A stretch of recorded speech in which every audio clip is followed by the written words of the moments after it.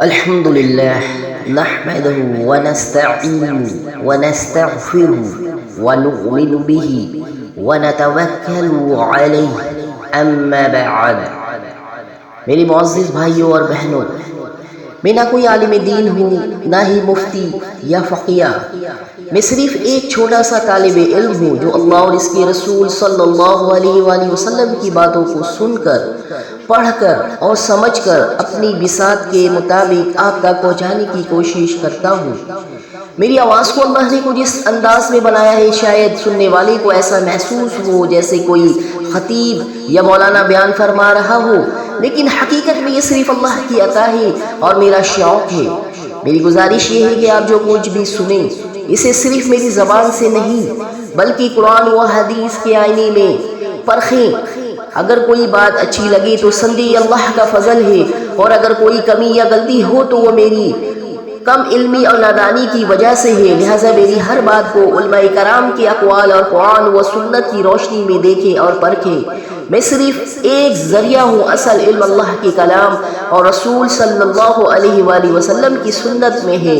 اللہ تعالیٰ مجھے اور آپ کو اپنی رضا کے مطابق صحیح سمجھ عطا فرمائے، آمین۔ اللہ جل شانہ نے اپنے کلام پاک میں ارشاد فرمایا ہے، سورہ شعراء آیت نمبر 31 میں، فرعون نے کہا اگر تو سچوں میں سے ہے تو اسے پیش کر۔ اللہ تعالیٰ نے اپنے مبارک کلام میں ارشاد فرمایا سورہ شعراء آیت نمبر 32 میں، آپ نے اسی وقت اپنی لاٹھی ڈال دی جو اچانک کھلا زبردست اژدہا بن گئی۔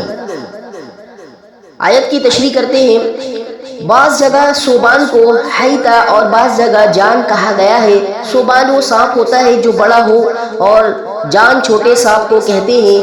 او حیتا چھوٹے بڑے دونوں قسم کے سانپوں پر بولا جاتا ہے۔ فتح القدیر، گویا لاٹھی نے پہلے چھوٹے سانپ کی شکل اختیار کی، پھر دیکھتے دیکھتے اژدہا بن گئی، واللہ عالم۔ پروردگار عالم نے انسانوں کی رہنمائی کے لیے سورہ شعراء میں آیت 33 میں ارشاد فرمایا ہے، اور اپنا ہاتھ کھینچ نکالا تو وہ بھی اسی وقت دیکھنے والی کو سفید چمکیلا نظر آنے لگا۔ آیت کی تشریح کرتے ہیں، یعنی گریبان سے ہاتھ نکالا تو چاند کے ٹکڑے کی طرح چمکتا تھا۔ یہ دوسرا معجزہ موسیٰ علیہ السلام نے پیش کیا۔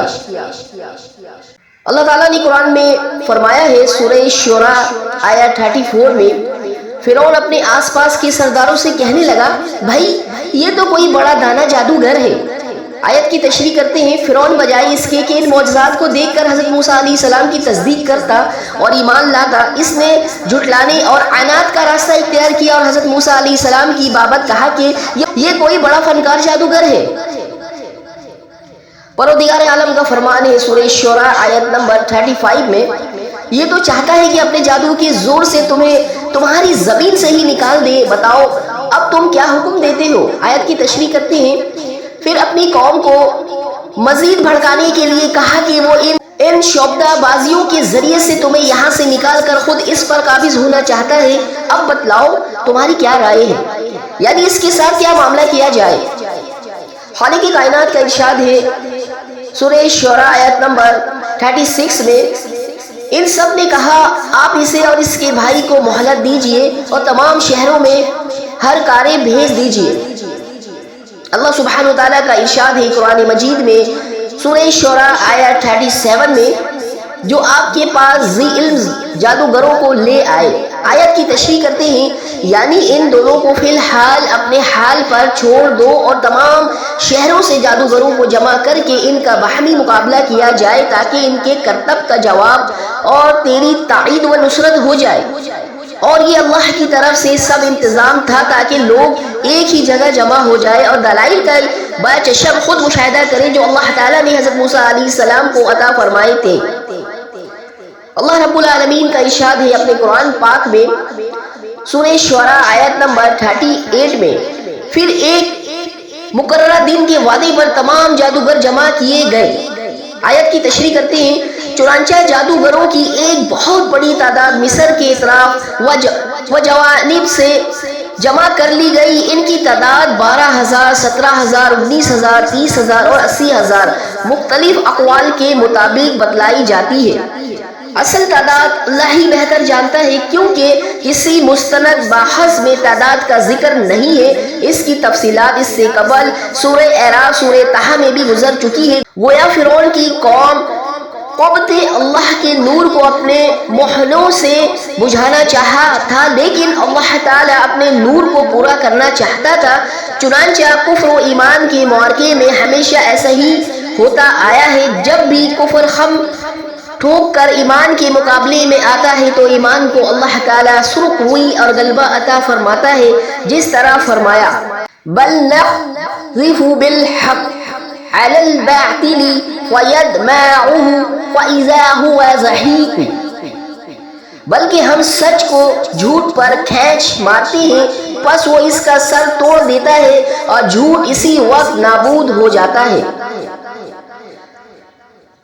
اللہ تعالیٰ کا ارشاد ہے اپنے قرآن پاک میں سورہ شعراء آیت نمبر 39 میں، اور عام لوگوں سے بھی کہہ دیا گیا کہ تم بھی مجمع میں حاضر ہو جاؤ گے۔ آیت کی تشریح کرتے ہیں، یعنی عوام کو بھی تاکید کی جا رہی ہے کہ تمہیں بھی یہ معرکہ دیکھنے کے لیے ضرور حاضر ہونا ہے۔ اللہ عز و جل نے اپنے قرآن پاک میں ارشاد فرمایا ہے سورہ شعراء آیت 40 میں، تاکہ اگر جادوگر غالب آ جائے تو ہم ان کی پیروی کریں۔ یہ اللہ کا فرمان ہے سورہ شعراء آیت نمبر 41 میں، جادوگر اگر فرعون سے کہنے لگے اگر ہم جیت گئے تو ہمیں کچھ انعام بھی ملے گا۔ اللہ تعالیٰ کا ارشاد ہے سورہ شعراء آیت نمبر 42 میں، فرعون نے کہا ہاں بڑی خوشی سے، بلکہ ایسی صورت میں تم میرے خاص درباری بن جاؤ گے۔ اللہ جل شانہ نے اپنے کلام پاک میں ارشاد فرمایا ہے سورہ شعراء آیت نمبر 43 میں، حضرت موسیٰ علیہ السلام نے جادوگروں سے فرمایا جو کچھ تمہیں ڈالنا ہے ڈال دو۔ آیت کی تشریح کرتے ہیں، حضرت موسیٰ علیہ السلام کی طرف سے جادوگروں کو پہلے اپنے کرتب دکھانے کے لیے کہنے میں یہ حکمت معلوم ہوتی ہے کہ ایک تو ان پر یہ واضح ہو جائے کہ اللہ کے پیغمبر اتنی بڑی تعداد میں نامی گرامی جادوگروں کے اجتماع اور ان کی ساحرانہ شعبدہ بازیوں سے خوف زدہ نہیں ہے۔ دوسرا یہ مقصد بھی ہو سکتا ہے کہ جب اللہ کے حکم سے یہ ساری شعبدہ بازیاں آن واحد میں ختم ہو جائیں گی تو دیکھنے والوں پر اس کے اچھے اثرات مرتب ہوں گے، اور شاید اس طرح زیادہ لوگ اللہ پر ایمان لے آئے۔ چنانچہ ایسا ہی ہوا، بلکہ جادوگر ہی سب سے پہلے ایمان لے آئے۔ اللہ سبحانہ وتعالیٰ کا ارشاد ہے سورہ شعراء آیت نمبر 44 میں، انہوں نے اپنی رسیاں اور لاٹھیاں ڈال دی اور کہنے لگے عزت فرعون کی قسم، ہم یقیناً غالب ہی رہیں گے۔ آیت کی تشریح کرتے ہیں، ان جادوگروں نے اپنے خیال میں بہت بڑا جادو پیش کیا۔ سحر وعین الناس واسترہبوہم وجاعوا بسحر عظیم، سورہ اعراف۔ حتیٰ کہ حضرت موسیٰ علیہ السلام نے بھی اپنے دل میں خوف محسوس کیا۔ فواجس فی نفس خیفت موسیٰ، سورہ طٰہٰ۔ چنانچہ ان جادوگروں کو اپنی کامیابی اور برتری کا بڑا یقین تھا، جیسا کہ یہاں ان الفاظ سے ظاہر ہے کہ اللہ تعالیٰ نے حضرت موسیٰ علیہ السلام کو تسلی دی کہ گھبرانے کی ضرورت نہیں ہے، ذرا اپنی لاٹھی زمین پر پھینکو اور پھر دیکھو۔ چنانچہ لاٹھی کا زمین پر پھینکنا تھا کہ اس نے ایک خوفناک اژدہا کی شکل اختیار کر لی اور ایک ایک کر کے ان سارے کرتبوں کو نگل گیا۔ اللہ تعالیٰ کا ارشاد ہے سورہ شعراء آیت نمبر 45 میں، اب حضرت موسیٰ علیہ السلام نے بھی اپنی لاٹھی میدان میں ڈال دی، جس نے اسی وقت ان کے جھوٹ موٹ کے کرتب کو نگلنا شروع کر دیا۔ خالق کائنات کا ارشاد ہے سورہ شعراء آیت نمبر 46 میں، یہ دیکھتے ہی جادوگر بے اختیار سجدے میں گر گئے۔ پروردگار عالم کا فرمان ہے سورہ شعراء آیت نمبر 47 میں، اور انہوں نے صاف کہہ دیا کہ ہم تو اللہ رب العالمین پر ایمان لائے۔ اللہ تعالیٰ نے اپنے مبارک کلام میں ارشاد فرمایا ہے سورہ شعراء آیت نمبر 48 میں، یعنی موسیٰ اور ہارون کے رب پر۔ رب کائنات فرماتے ہیں سورہ شعراء آیت نمبر 49 میں، فرعون نے کہا کہ میری اجازت سے پہلے تم اس پر ایمان لے آئے، یقیناً یہی تمہارا بڑا سردار ہے جس نے تم سب کو جادو سکھایا۔ سو تمہیں ابھی ابھی معلوم ہو جائے گا، قسم ہے میں ابھی تمہارے ہاتھ پاؤں الٹے طور پر کاٹ دوں گا اور تم سب کو سولی پر لٹکا دوں گا۔ آیت کی تشریح کرتے ہیں، فرعون کے لیے واقعہ بڑا عجیب اور نہایت حیرت ناک تھا۔ جن جادوگروں کے ذریعے وہ فتح و غلبہ کی آس لگائے بیٹھا تھا، وہی نہ صرف مغلوب ہو گئے بلکہ موقع پر ہی وہ اس رب پر ایمان لے آئے جس نے حضرت موسیٰ و ہارون کو دلائل و معجزات دے کر بھیجا تھا۔ لیکن بجائے اس کے فرعون بھی غور و فکر سے کام لیتا اور ایمان لاتا۔ اس نے مکابرہ اور عناد کا راستہ اختیار کیا، جادوگروں کو ڈرانا دھمکانا شروع کر دیا اور کہا کہ تم سب اسی کے شاگرد لگتے ہو اور تمہارا استاد، یہ معلوم ہوتا ہے کہ اس سازش کے ذریعے سے تم ہمیں یہاں سے بھی داخل کر دو۔ إن هذا لمكر مكرتموه في المدينة لتخرجوا منها أهلها۔ سورۃ الاعراف آیات 123۔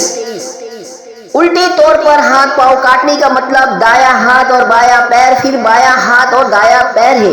اس پر سولی مستعزاد یعنی ہاتھ پیر کاٹنے سے بھی اس کی آتش غضب میں ٹھنڈی نہ ہوئی، مزید اس نے سولی پر لٹکانے کا اعلان کیا۔ پروردگار عالم کا فرمان ہے سورہ شعراء آیت نمبر 50 میں، انہوں نے کہا کوئی حرج نہیں، ہم تو اپنے رب کی طرف لوٹنے والے ہیں۔ آیت کی تشریح کرتے ہیں، لا ضیر مطلب کوئی حرج نہیں یا ہمیں کوئی پرواہ نہیں، یعنی اب جو سزا چاہے دے لے، ایمان سے نہیں پھر سکتے۔ اللہ سبحانہ تعالیٰ کا ارشاد ہے سورہ شعراء آیت نمبر 51 میں، اس بنا پر ہم سب سے پہلے ایمان والے بنے ہیں، ہمیں امید پڑتی ہے کہ ہمارا رب ہماری سب خطائیں معاف فرما دے گا۔ آیت کی تشریح کرتے ہیں، اول المومنین اس اعتبار سے کہا فرعون کی قوم مسلمان نہیں ہوئی اور انہوں نے قبول ایمان میں سابقت کی۔ اللہ سبحانہ تعالیٰ کا ارشاد ہے سورہ شعراء آیت نمبر 52 میں، اور ہم نے موسیٰ کو وحی کی کہ راتوں رات میرے بندوں کو نکال لے، چل تم سب پیچھا کیے جاؤ گے۔ آیت کی تشریح کرتے ہیں، جب مصر میں حضرت موسیٰ علیہ السلام کا قیام لمبا ہو گیا اور ہر طرح سے انہوں نے فرعون اور اس کے درباریوں پر حجت قائم کر دی، لیکن اس کے باوجود وہ ایمان لانے پر تیار نہیں ہوئے، تو اب اس کے سوا کوئی چارہ نہیں رہ گیا تھا کہ انہیں عذاب سے دوچار کر کے سامان عبرت بنا دیا جائے۔ چنانچہ اللہ تعالیٰ نے موسیٰ علیہ السلام کو حکم دیا کہ راتوں رات بنی اسرائیل کو لے کر یہاں سے نکل جائے اور فرمایا فرعون تمہارے پیچھے آئے گا، گھبرانا نہیں۔ اللہ سبحانہ وتعالیٰ کا ارشاد ہے سورہ شعراء آیت نمبر 53 میں، فرعون نے شہروں میں ہر کاروں کو بھیج دیا